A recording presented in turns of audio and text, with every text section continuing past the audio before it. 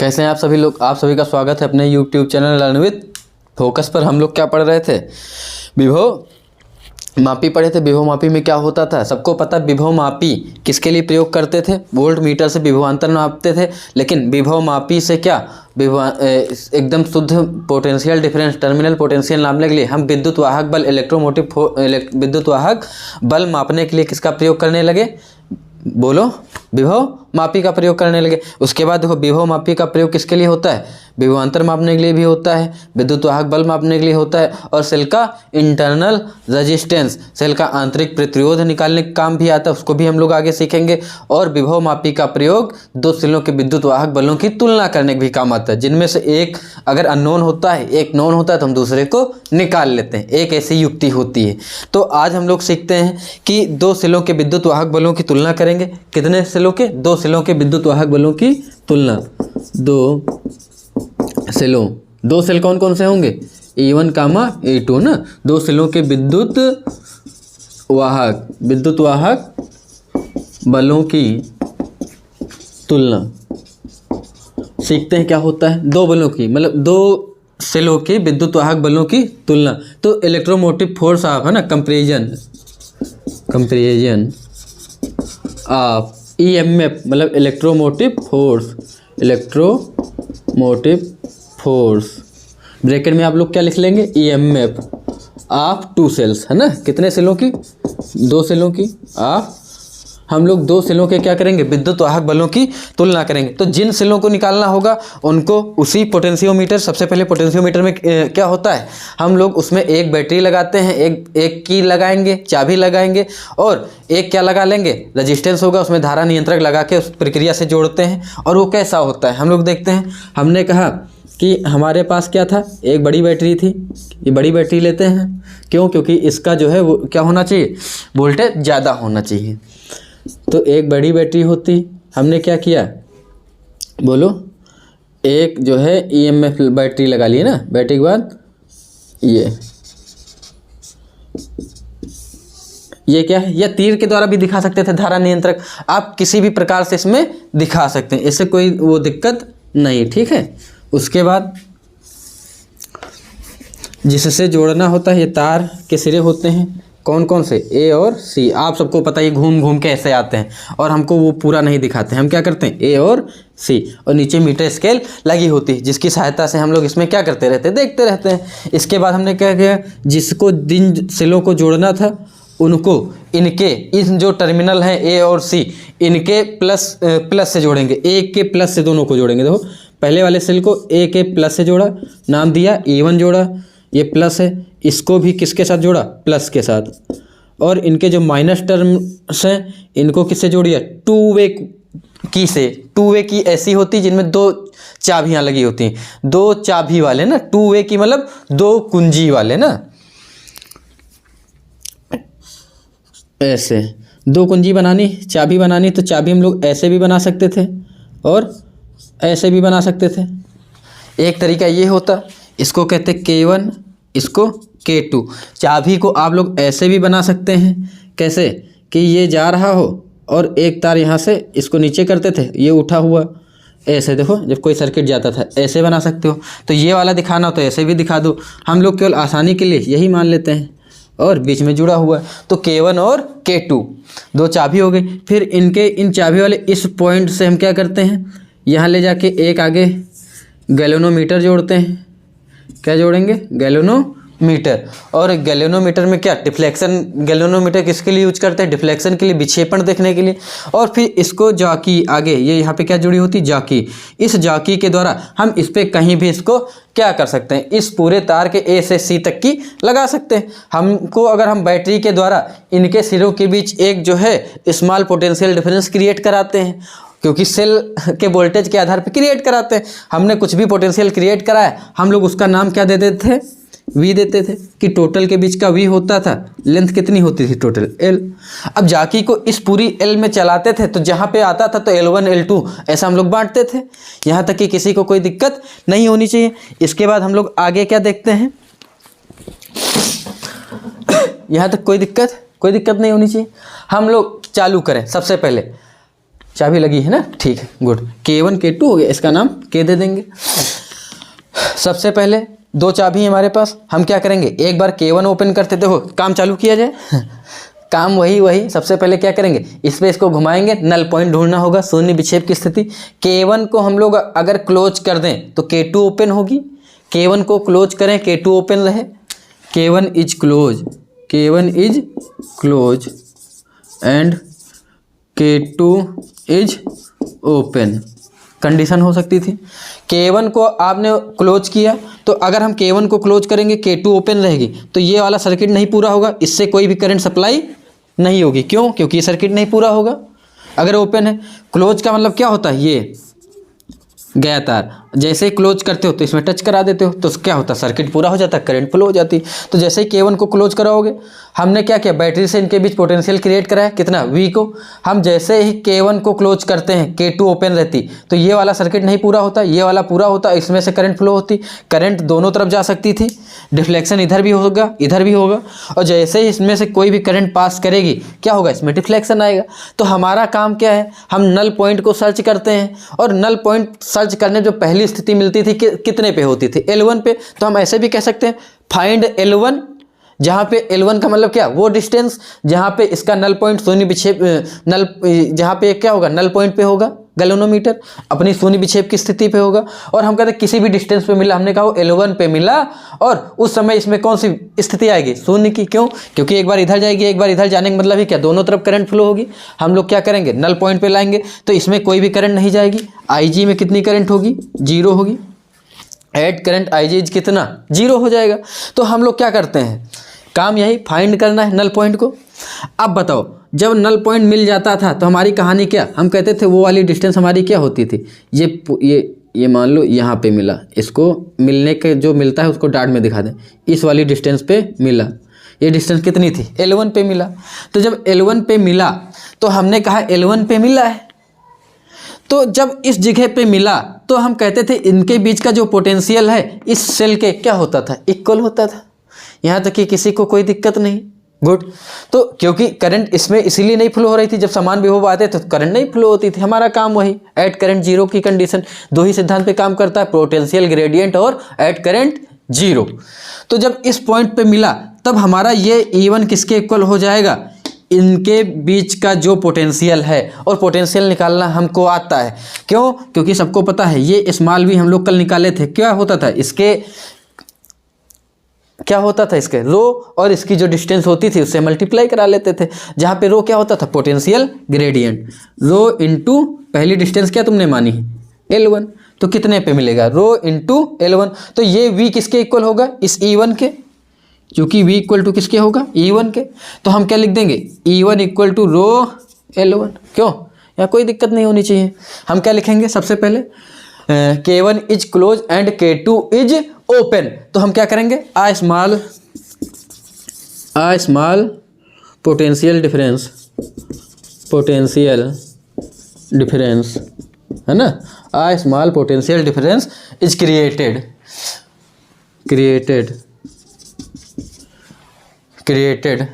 Across potentiometer. विभव मापी में हम क्या कराते हैं, एक small potential difference created across potentiometer. तो हम पोटेंशियोमीटर में क्या किए, एक जो है विभव पोटेंशियल डिफरेंस कितना क्रिएट कराए, V क्रिएट कराए। फिर हम देखते हैं कि हमने क्या किया, यही condition, K1 is close, K1 को हमने क्या कर लिया, क्लोज कर लिया, एंड जो जाकी है, जाकी को हम क्या कराएंगे, मूव कराएंगे, जाकी मूव्ड अलोंग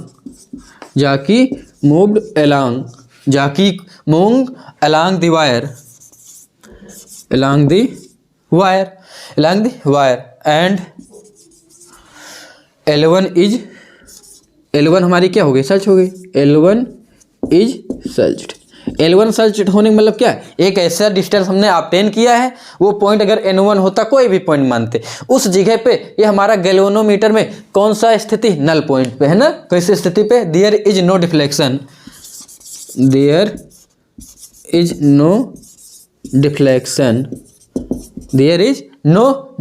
है ना, इन the galvanometer, in the galvanometer, in the galvanometer. ठीक है, इज कनेक्टेड किससे, गैल्वेनोमीटर किससे कनेक्टेड, E1 वाले सेल्स, इज कनेक्टेड E1। ठीक है, तो यहाँ तक कि हमको कोई दिक्कत नहीं होनी चाहिए। ये किससे कनेक्टेड था, E1 से कनेक्टेड था पहले वाले सेल से। तब E1 इक्वल टू किसके बराबर होगा, V के, और V कितना है तुम्हारा, बोलो, रो इंटू L1। तो पहली यही कंडीशन होगी। हम क्या कहेंगे, हम एक स्मॉल मतलब जो है क्या करते हैं, अल्प विभवांतर उत्पन्न कराते हैं किनके बीच, इस विभवमापी में, और फिर क्या करते हैं, K1 पहली वाली चाबी को हम बंद करते हैं, K1 को बंद करते हैं, और K2 हमारी खुली रहती है। क्यों, क्योंकि इससे कोई भी सर्किट पूरा नहीं होना चाहिए।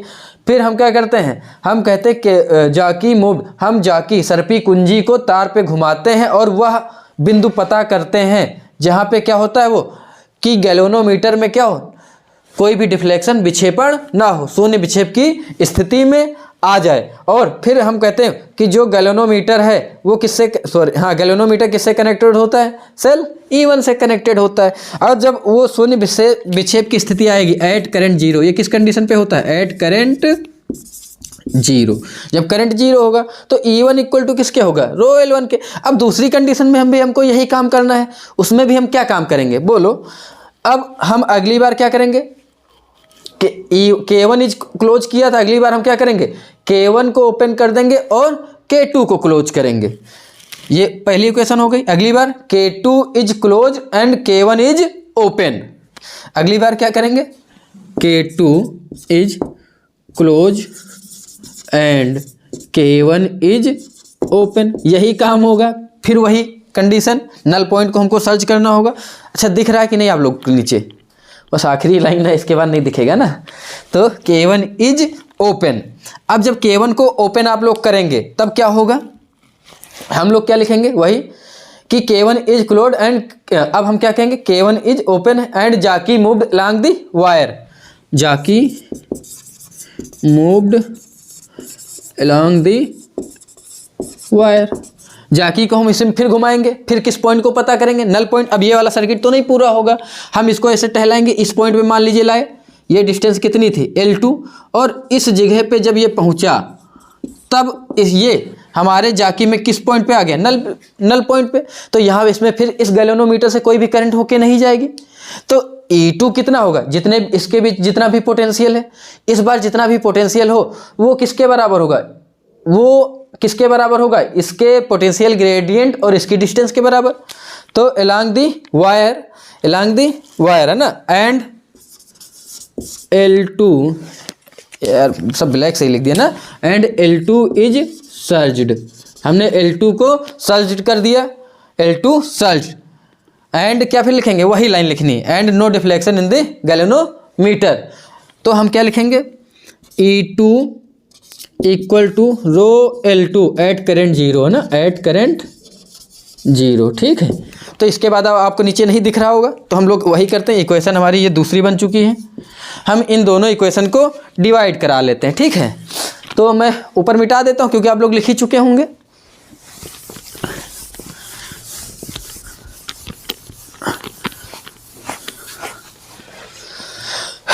तो इक्वेशन 1 डिवाइड बाई इक्वेशन 2, समीकरण 1 को समीकरण 2 से हम क्या करा रहे हैं, भाग करा रहे हैं। तो E1 upon E2 equal to क्या हो जाएगा, रो L1 अपान रो L2। अब रो से रो कटेगा तो E1 अपान क्या आ गया, E2 equal to L1 upon L2।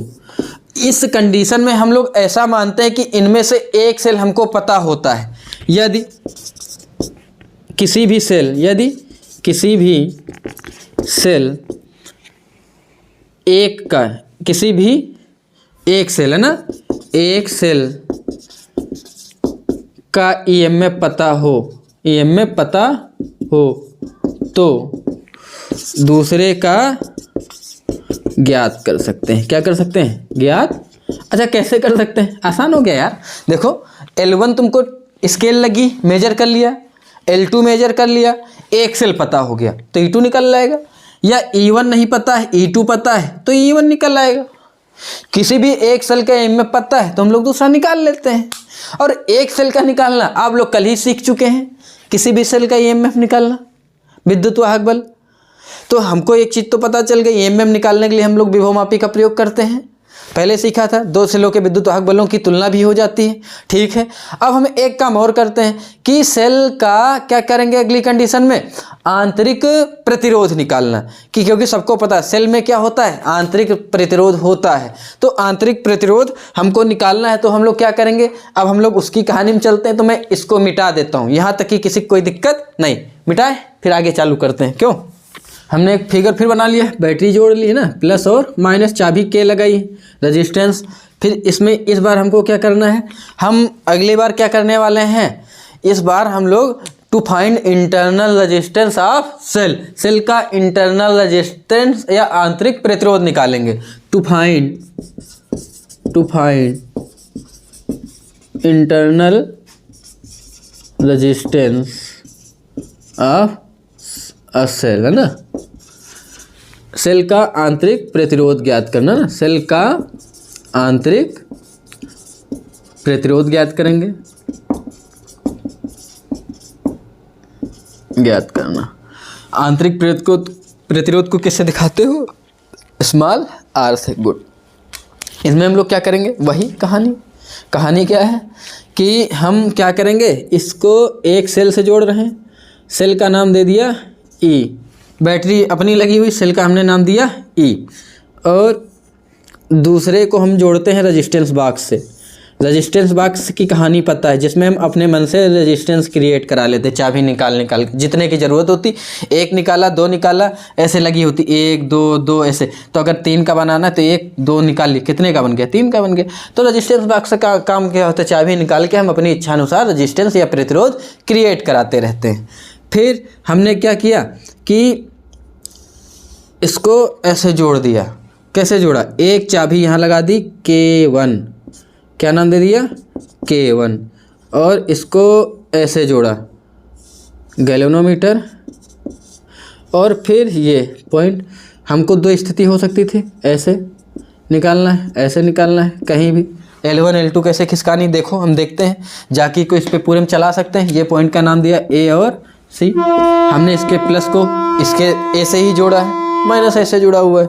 अब देखो, जब भी बैटरी से क्या इनके बीच पोटेंशियल डिफरेंस क्रिएट कराओगे, V का डिस्टेंस कितनी है, टोटल L है, सबको पता ना, ये पूरी डिस्टेंस कितनी वायर की होती है, L होती है।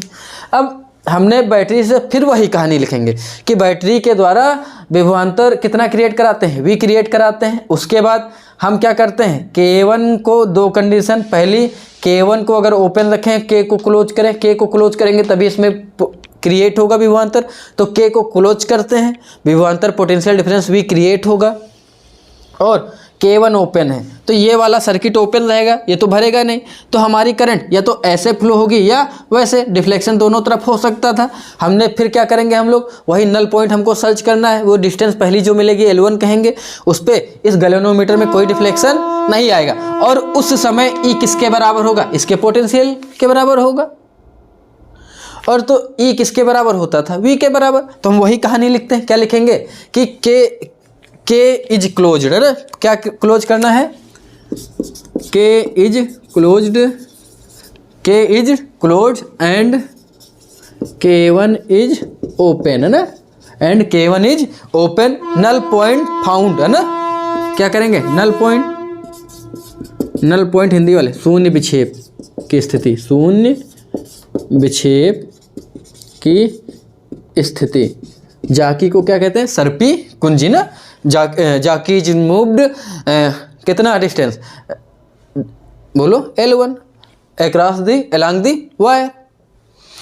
तो शून्य विक्षेप की स्थिति, नल पॉइंट हम क्या करते हैं, फाउंड एट कितना L1, है ना। इसके बाद तो बोलो E इक्वल टू किसके बराबर हो जाएगा, रो L1, क्योंकि एट करंट 0, क्योंकि करंट कितनी होगी तब 0 होगा, तभी ऐसा होगा, नहीं E ना होता, क्यों, क्योंकि तब इसका E ना रहेगा। अच्छा बताओ, इसके अंदर से कोई भी करंट जाती, तुम्हारा 20 का वोल्टेज होता, तो अगर करंट जा रही होती तो क्या 20 रह जाता? नहीं रह जाता। यहाँ पे 0 था, बढ़ते हुए यहाँ E हुआ, E के बाद अगर कोई भी करंट नहीं तो कहीं भी E घटना नहीं है। क्यों? क्योंकि E इक्वल टू क्या पढ़े आप लोग, V इक्वल टू क्या होता है, E माइनस आई आर, और जबकि I है ही नहीं तो I की जगह क्या रखोगे 0, तो V इक्वल टू किसके बराबर होता है, E के। देखो अगर कोई भी पोटेंशियल नहीं क्रिएट है तो ऐसे ही जाएगा, यहाँ 20, यहाँ 20, यहाँ 20, यहाँ 20, ये पूरे में 20 ही रहेगा इस पॉइंट पे L1 डिस्टेंस पे। पहली हमारी कितने पे मिली, L1 पे मिली। तो नल पॉइंट जहाँ पे मिलेगा तो इसके विभवांतर का कोई लॉस नहीं होगा। क्यों? पोटेंशियल का लॉस नहीं हुआ, क्योंकि इसके अंदर कोई भी करंट फ्लो नहीं हुई। यही तो हम फायदा करते हैं। पोटेंशियोमीटर हमने क्यों बनाया? पोटेंशियोमीटर का काम क्या है कि हम नल पॉइंट पे ही रखते हैं, कोई करंट फ्लो ना हो। वोल्ट मीटर में क्या होता था, कुछ करंट उसके अंदर से चली जाती थी तो क्या होता था, उसका विभवांतर क्या देता था, गलत दे देता था। तो हमने एक ऐसी युक्ति बनाई जहाँ क्या कर लेते हैं कि उसको शून्य विक्षेप की स्थिति में रखते हैं, और हमको फिजिक्स का नियम पता है कि अगर उस कोई भी करंट फ्लो नहीं हो रही तो उसके कोई भी पोटेंशियल में कमी नहीं आएगी। पोटेंशियल ड्रॉप कब होता है, जब उसके अंदर करंट फ्लो होती है। रेजिस्टेंस कुछ भी है लेकिन करंट नहीं फ्लो तो कैसे होगा, कुछ नहीं होगा। ठीक है, गुड। अब हमने इस कंडीशन पे ऐसा किया, अगली बार हमने कहा कि K1 को भी क्लोज कर देते हैं। अगली कंडीशन, ये क्वेश्चन 1 थी तुम्हारी। अगली बार K1 is close, K1 and K2, K2 नहीं माने ना, K माने है ना, एंड K हमेशा ही क्लोज रहेगी। देखो K दोनों टर्म में क्लोज है, K को क्लोज नहीं करोगे तो पोटेंशियल डिफरेंस क्रिएट ही नहीं होगा। आप चाहते तो ना लिखते उसको, लेकिन मैंने ऐसे लिख दिया। तो K को तो आप हमेशा क्लोज रखेंगे, तो K1 and K is close है ना। K1 एंड K क्या कर दिया मैंने, क्लोज कर दिया इन दोनों को। फिर अब क्या करते हैं, इस रेजिस्टेंस से एक रेजिस्टेंस R निकाल लेते हैं। R मतलब 2, 3, 5 जो भी तुमने किया है ना। और रेजिस्टेंस बॉक्स से क्या करते हैं, एक रेजिस्टेंस को हम लोग निकालते हैं। तो यहाँ पे हम क्या लिखेंगे, R resistance R is taken out, है ना। क्या करते हैं, टेकन आउट। अब बताओ, जब ये वाला परिपथ तुम पूरा कर दोगे तो बताओ क्या होगा। क्योंकि मान लो ठीक है, इससे तुमने फिर नल पॉइंट फाउंड किया, कितने पे, L2 पे आया। अगर यहाँ पे आया तो गैल्वेनोमीटर में तो कोई करंट नहीं बहेगी। क्यों? क्योंकि दोनों के पोटेंशियल इक्वल हो गए और समान विभव पे करंट धारा फ्लो नहीं होती। क्यों? धारा कब फ्लो होगी, जब उनके बीच का पोटेंशियल बैलेंस ना हो। तो यहाँ पे तो ये नल पॉइंट दिखाएगा, इसके अंदर कोई करंट नहीं जा रही। लेकिन अब ये वाला तो सर्किट पूरा हो गया, इस सेल भी लगा हुआ है, तो ये सेल इसको एनर्जी देगी और इसमें तो करंट ऐसे चालू हो जाएगी। तब क्या होगा, अगर इसके बीच करंट चालू हुई, ये ऐसे चला, तुमने यहाँ रेजिस्टेंस क्रिएट कराया, तो I को R मिल जाएगा। I को जब R मिलेगा तो E क्या हो जाएगा, कुछ कम हो जाएगा। तो क्या उस समय E रह जाएगा? नहीं, कुछ भी घटाओगे तो E क्या हो जाएगा, E नहीं रह जाएगा, कुछ तो कम हो गया। तो क्या E V के इक्वल होगा? नहीं होगा। ठीक है, क्यों? क्योंकि कुछ हमने निकाल लिया, पहले 30 था, 2 भी कम हो गया तो 28 हुआ, तो E V के बराबर नहीं होगा। क्यों? क्योंकि V तो 28 हो गया।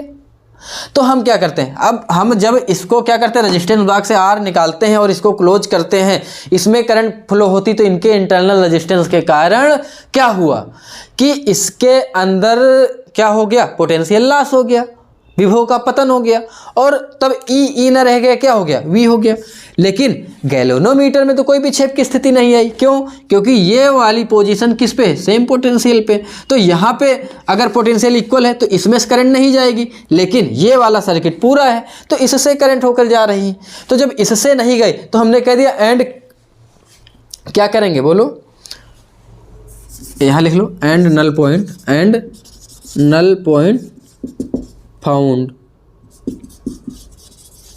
एट डिस्टेंस कितनी, L2 ना,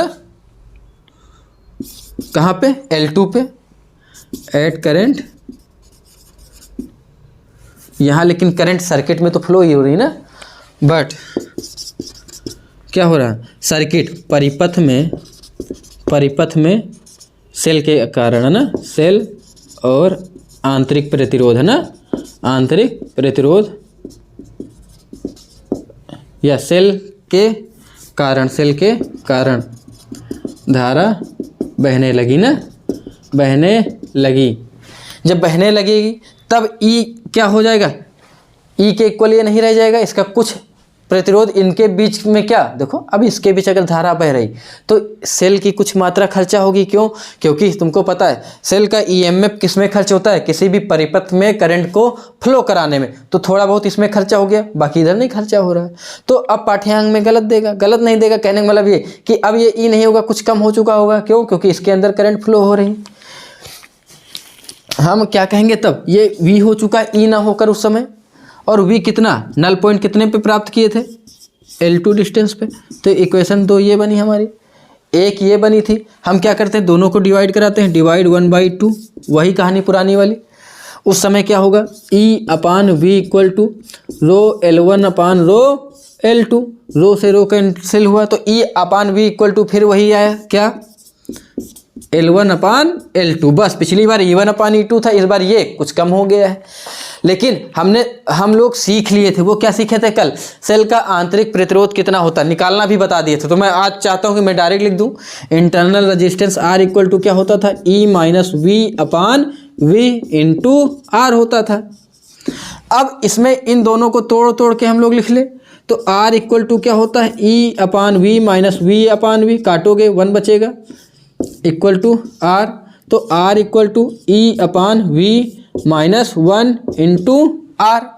यहाँ तक कोई दिक्कत नहीं। अब मैं इसी को आगे बढ़ाकर लिख दूँ इधर, तो बोलो क्या होगा, यहाँ तक दिख ही रहा होगा।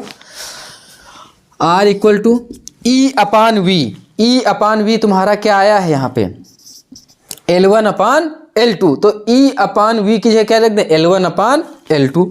तो क्या निकालिए, L1/L2 -1 इंटू R।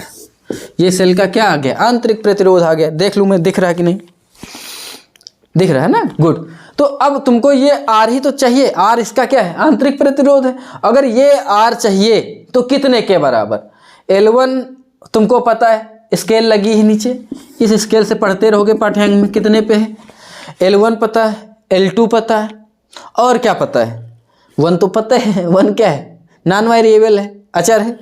और R तो तुम इस अपनी इच्छा अनुसार निकाल रहे हो रेजिस्टेंस बॉक्स से, तो R भी पता है, क्या निकाल लोगे, स्मॉल r, जो सेल का क्या है, इंटरनल रेजिस्टेंस। अगर ये सेल है तो इसके बीच R होगा ना, तो उसको हमने क्या कर लिया, निकाल लिया। ठीक है, गुड, यहाँ तक कोई दिक्कत नहीं आनी चाहिए।